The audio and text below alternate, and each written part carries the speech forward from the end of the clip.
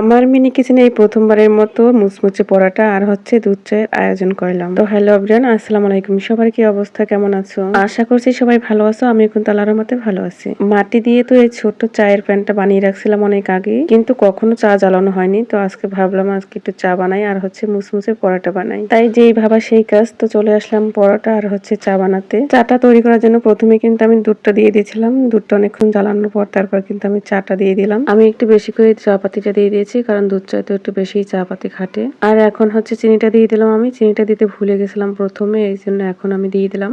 এটা হচ্ছে লাল চিনি, তোমরা আবার ভেবো না যে কি দিলাম। আবার দুধ চায়ে তো অনেকক্ষণ জ্বালাতে হয়, নয়তো ভালো লাগে না দুধ চাটা, কালারটাও আসে না নইলে। এই জন্য চুলার উপরে রেখে দিয়েছিলাম। তারপর আমি একটা রুটি ছিল সেটাও বেলে নিয়েছি আমি। আর দেখো আমার দুধ চাটা কিন্তু একদম হয়ে গেছে, অনেক সুন্দর কালার হয়েছে কিন্তু দুধ চাটা। তারপর আমি আমার হাতে বানানো ছোট্ট মাটির কেটলিতে চাটা ঢেলে নিয়েছি। তো এখন আমি সবগুলো পরোটা কিন্তু ভেজে নিচ্ছি একে একে।